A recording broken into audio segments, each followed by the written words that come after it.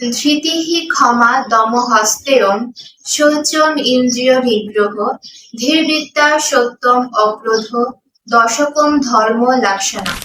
অর্থাৎ ধর্মের লক্ষণ হলো 10টি, যথা ধৃতি, ক্ষমা, দম, অস্তেয়, শৌচ, ইন্দ্রিয় নিগ্রহ, ধীর, বিদ্যা, সত্যম, অক্রোধ।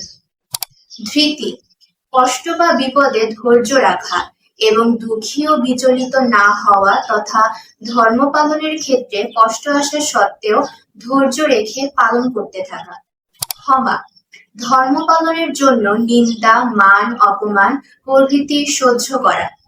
দম ঈর্ষা, লোভ, মোহ, বৈরিতা প্রভৃতি অধর্মগুলো থেকে সংকল্প ও বিচারের দ্বারা মনকে নিয়ন্ত্রণ করে রাখা। অস্তেয় চুরি, ডাকাতি, মিথ্যা, ছল, কপটতা, অসদাচরণ, অন্যায়, অধর্মচারণ হয় এরকম কোনো বস্তু, ধন ইত্যাদি না নেওয়া। শৌচম শরীর মন পবিত্র রাখা। ইন্দ্রিয় নিগ্রহ ইন্দ্রিয় সমূহকে নিজের বিষয়ের অধর্ম ও আসক্তি থেকে মুক্ত রাখা।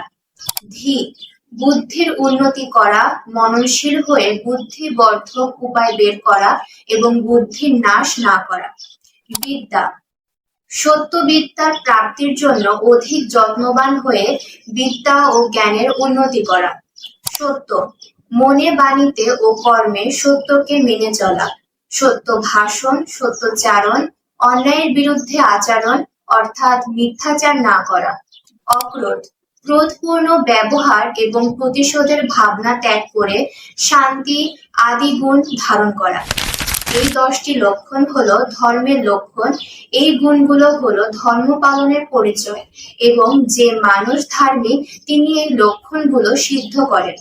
তাই আমাদের উচিত এই লক্ষণগুলো অর্থাৎ এই 10টি লক্ষণগুলো মেনে চলা। সবাইকে নমস্কার।